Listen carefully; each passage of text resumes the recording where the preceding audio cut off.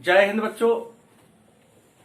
आज के इस वीडियो में हम लोग 12वीं कक्षा के राजनीति शास्त्र के चैप्टर 1 जिसका नाम है राष्ट्र निर्माण तथा उसकी समस्याएं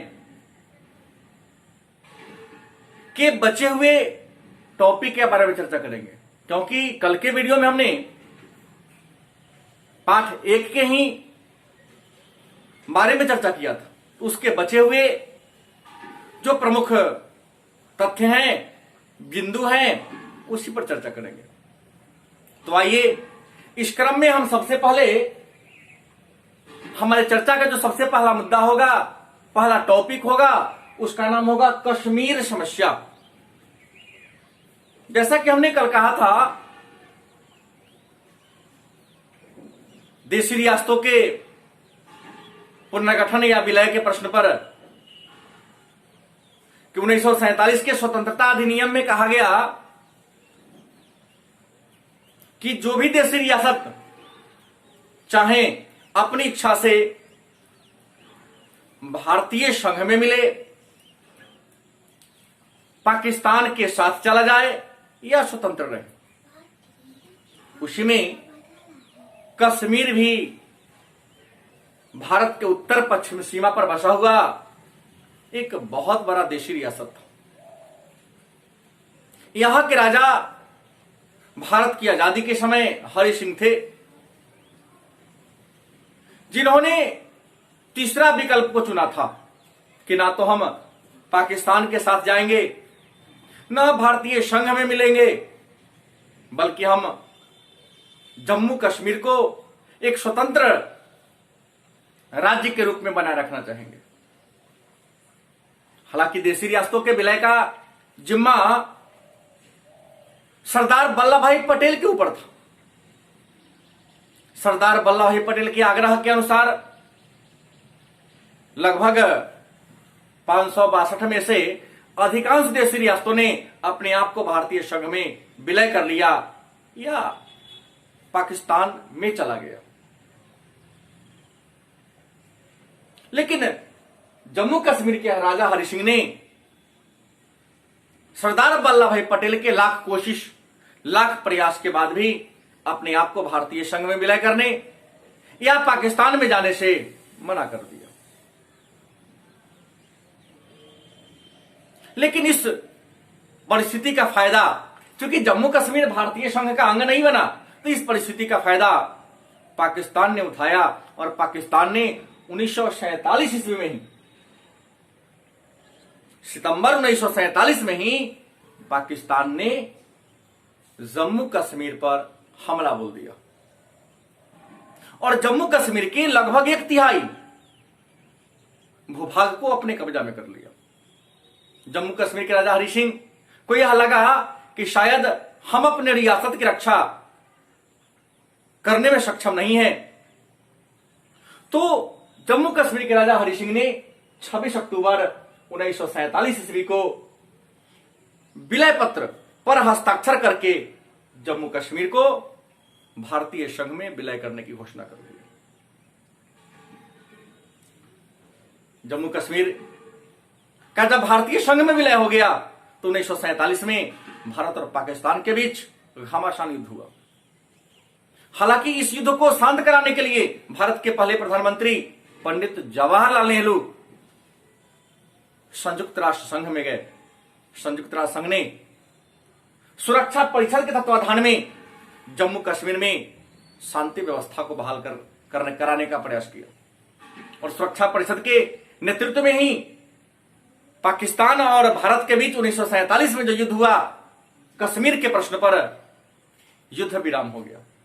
सुरक्षा परिषद ने कहा, नेहरू ने आवाज उठाई थी कि कश्मीर तो हमारा अंग है, क्योंकि यहां के राजा हरि सिंह ने एक विलय पत्र पर हस्ताक्षर करके अपने आप को भारतीय संघ में मिला लिया और पाकिस्तान जबरदस्ती इस पर हमला कर लिया, इसके कुछ हिस्सा को जीत लिया। अतः जो भी भूमि जो कश्मीर का है पाकिस्तान ने जीता, उसे वापस करा दिया जाए। लेकिन उस समय की जो स्थिति थी बड़ा ही तनावपूर्ण थी। उस तनावपूर्ण स्थिति में सुरक्षा परिषद ने कहा कि जब स्थिति सामान्य हो जाएगी तो लोक निर्णय के द्वारा, कहा कि लोक निर्णय के द्वारा मतलब जनता की सहमति से या जनता से पूछा जाएगा कि वह भारत में रहना चाहता है या पाकिस्तान में जाना चाहता है या स्वतंत्र रहना चाहता है। तो जब स्थिति सामान्य हो जाएगी तो यहां के जनता से पूछा जाएगा, फिर निर्णय लिया जाएगा। तो जम्मू कश्मीर का 1/3 भूभाग 1947 में पाकिस्तान ने अवैध कब्जा में कर लिया। तो जम्मू कश्मीर का जो भूमि पाकिस्तान की अवैध कब्जा में है उसे हम आजाद कश्मीर या स्वतंत्र कश्मीर या पीओके के नाम से जानते हैं। हालांकि बात रुकी नहीं, कश्मीर समस्या का जो मुद्दा है गंभीर होता गया। बार बार भारत और पाकिस्तान के बीच छोटी मोटी झड़पें होती रही। अतः सुरक्षा परिषद ने कश्मीर समस्या के समाधान के लिए पाकिस्तान और भारत को एक मंच पर बैठाने के प्रयास किया और ओवेन डिक्सन तथा गुन्नार जारिंग के नेतृत्व में 2 बार दोनों के बीच मतलब भारत और पाकिस्तान के बीच मध्यस्थता करने का प्रयास किया, लेकिन सफलता नहीं मिली। 1957 ईस्वी में बख्शी गुलाम मोहम्मद जम्मू कश्मीर के लिए एक अलग संविधान सभा का निर्माण किया और बख्शी गुलाम मोहम्मद के नेतृत्व में जम्मू कश्मीर के लिए बनाई गई संविधान सभा ने एक संविधान का निर्माण किया और 26 जनवरी 1957 ईस्वी को जम्मू कश्मीर का संविधान वहां लागू हो गया। और जम्मू कश्मीर के संविधान के प्रस्तावना में जम्मू कश्मीर को भारत का अभिन्न अंग माना गया। मतलब बख्शी गुलाम मोहम्मद ने सकारात्मक भूमिका निभाई और जम्मू कश्मीर के संविधान के प्रस्तावना में जम्मू कश्मीर को भारत का अभिन्न अंग माना। लेकिन आपके मन में एक प्रश्न होगा कि भाई कश्मीर समस्या एक बहुत भारी समस्या है। इस संसार में जितनी भी जटिल समस्याएं हैं उन सभी जटिल समस्याओं में, गंभीर समस्याओं में जो सबसे ऊपर है वह कश्मीर समस्या है। हालांकि 2019 ईस्वी में उस समस्या का समाधान हुआ, लेकिन इस समस्या का जड़ क्या है? कश्मीर के प्रश्न पर भारत और पाकिस्तान के बीच हमेशा विवाद होते हैं। क्या रीजन है? तो इसके कई रीजन है, लेकिन इसको हम 2 भागों में बांट सकते हैं। पहला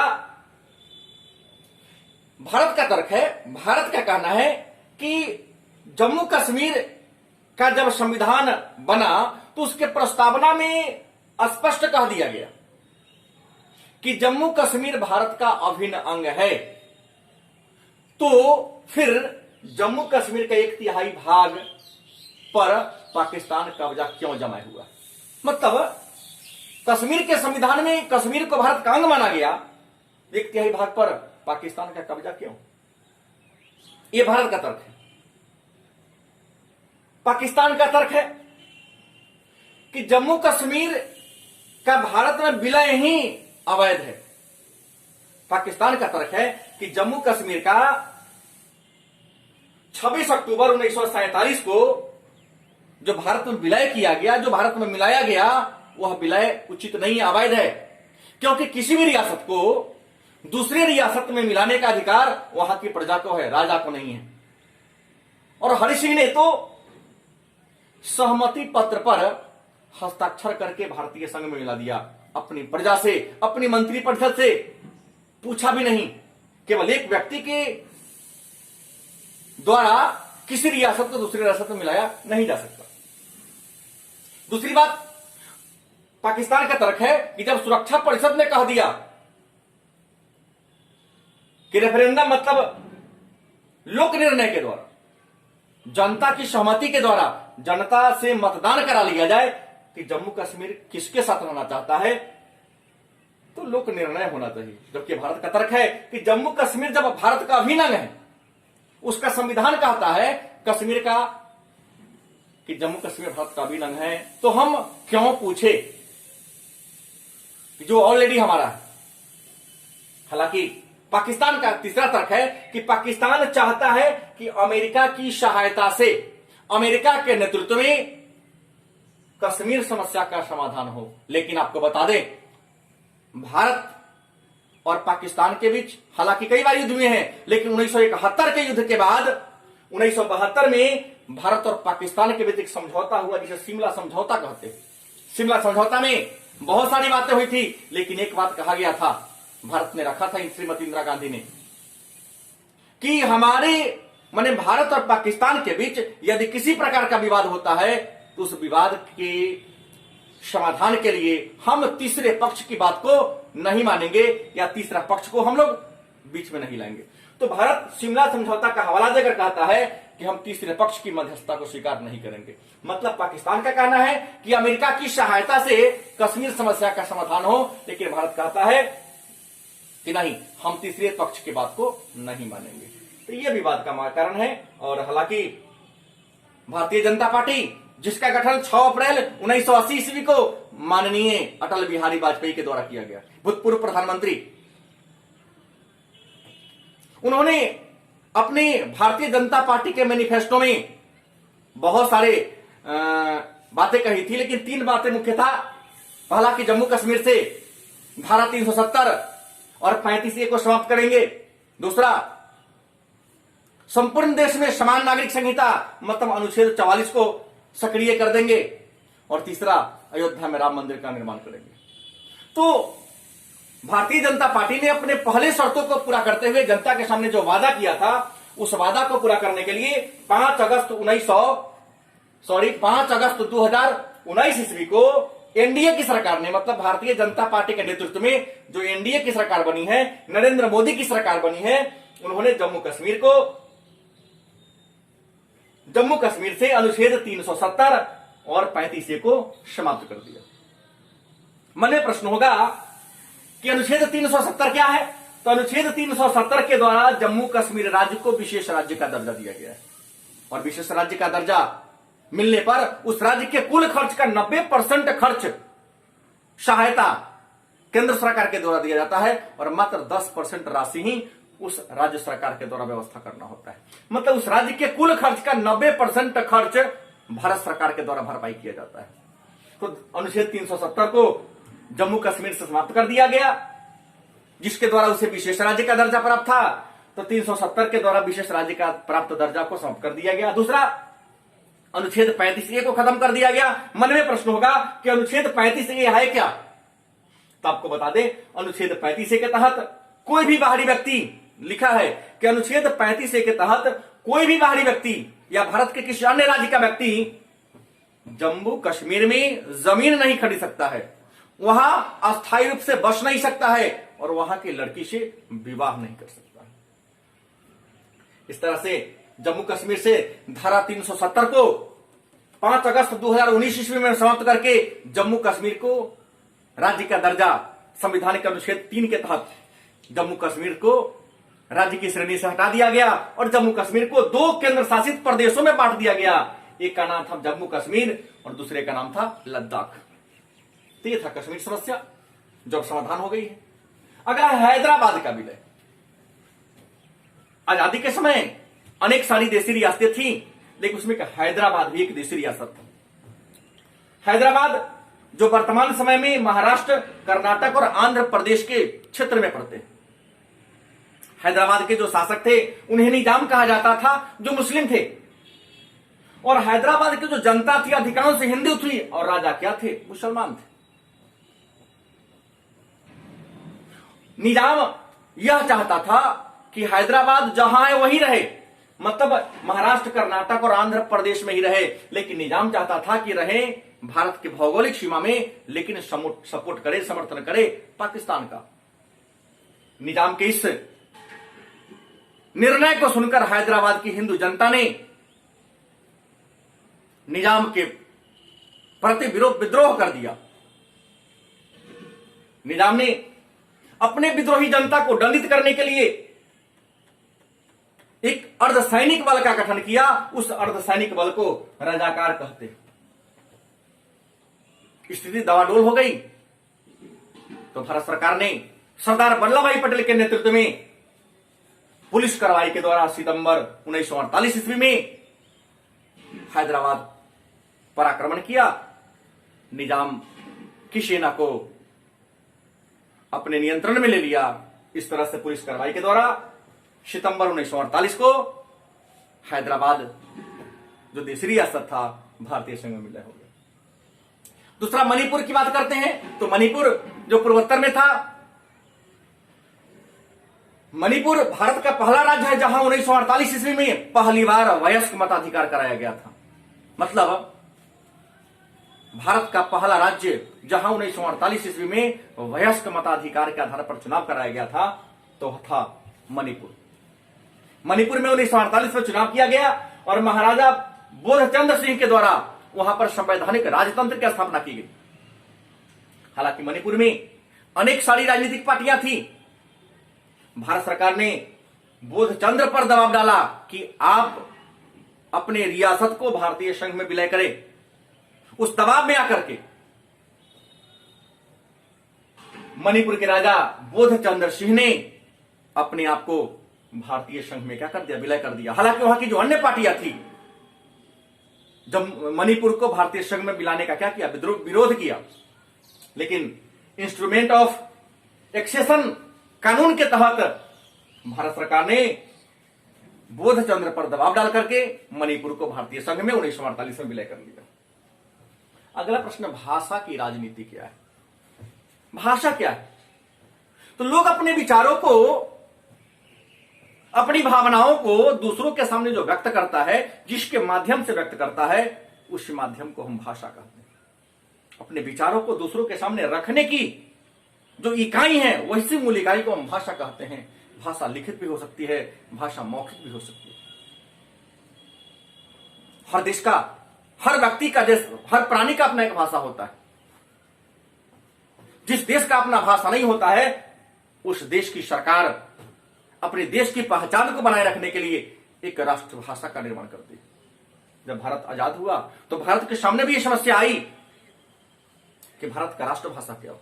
मैंने कल चर्चा किया था, पिछले वीडियो में संविधान जब पढ़ा रहे तो वहां भी चर्चा किया था। संविधान सभा में अनेक सारी मुद्दे उठी, मामला उठी। किसी ने हिंदुस्तानी भाषा को, किसी ने उर्दू को, किसी ने फारसी को, किसी ने तेलुगु को, अलग अलग भाषाओं को राष्ट्रभाषा बनाने की बात आई। बड़ा गंभीर मुद्दा आ गया। हालांकि मोरिस जोन्स जो एक विदेशी पत्रकार थे, उन्होंने लिखा कि भारत संत वाणियों का देश है। गुरुदेव रवीन्द्रनाथ टैगोर ने भाषा के संबंध में जब विवाद हो रहा था तो टिप्पणी करते हुए कहा कि भाषा कोई चोला या लबदा नहीं है जिसे इंसान जब चाहे धारण कर ले और जब चाहे निकाल दे, बल्कि भाषा तो हमारी चमड़ी के समान है जो हमारे शरीर में चिपकी रहती है। मतलब भाषा हमारी क्या है, पहचान है। इसलिए इस पर काफी विचार विमर्श के बाद निर्णय लिया जाना चाहिए। भारत सरकार अनेक सारे विवादों को सुनने के बाद जब जनसंख्या को आधार माना तो देखा गया कि भारत के 40.2% लोग हिंदी भाषा को बोलते हैं। अतः संविधान के अनुच्छेद 343 में यह लिख दिया गया, यह कह दिया गया कि देवनागरी लिपि में लिखा गया जो हिंदी भाषा है वही भारत की राष्ट्रभाषा नहीं बल्कि राजभाषा होगी। और 1963 ईस्वी में राजभाषा कानून पारित हुआ। हालांकि 343 अनुच्छेद के तहत 1949 में हिंदी को राजभाषा का दर्जा, राष्ट्रीय भाषा का दर्जा दे दिया गया, राष्ट्रीय भाषा। लेकिन कहा गया 15 वर्षों का ढील दिया गया कि 15 वर्षों तक जो राज्य सरकार या जहां की जनता हिंदी नहीं जानती है 15 वर्षों में हिंदी को क्या कर ले, सीख ले। और 1963 में राजभाषा कानून बना और 1965 ईस्वी से सभी राज्य सरकारों पर यह दबाव डाला गया कि सभी सरकारी कामकाज हिंदी भाषा में ही हो। लेकिन जब इंदिरा गांधी की सरकार बनी तो इंदिरा गांधी की सरकार ने 1963 के राजभाषा अधिनियम में संशोधन कर दिया और इंदिरा गांधी की सरकार ने राजभाषा अधिनियम में संशोधन 1967 ईस्वी में किया। 1967 ईस्वी में इंदिरा गांधी की सरकार ने राजभाषा जो कानून है उसमें क्या कर दिया, 1967 में पहली बार संशोधन हुआ था इंदिरा गांधी के शासनकाल में। उन्होंने कहा कि 1965 में जो ये कह दिया गया कि देवनागरी लिपि में लिखा हिंदी भारत की राजभाषा होगी और सभी राज्य सरकार 1965 से सरकारी कामकाज में हिंदी भाषा का प्रयोग करेंगे। इंदिरा गांधी ने 67 में राजभाषा अधिनियम में संशोधन कर दिया और यह कह दिया अनुच्छेद 345 में कि कोई भी राज्य सरकार यदि चाहे उसकी इच्छा हो तो अपनी क्षेत्रीय भाषा को दूसरी राजभाषा का दर्जा दे सकती है। अनुच्छेद 345 में यह कहा गया है कि कोई भी राज्य सरकार चाहे तो अपनी क्षेत्रीय भाषा को दूसरी राजभाषा का दर्जा दे सकती है। इसी के तरह बिहार का प्रथम भारत बिहार का जो राजभाषा वह हिंदी है, लेकिन भारत बिहार की दूसरी जो राजभाषा है वह उर्दू है।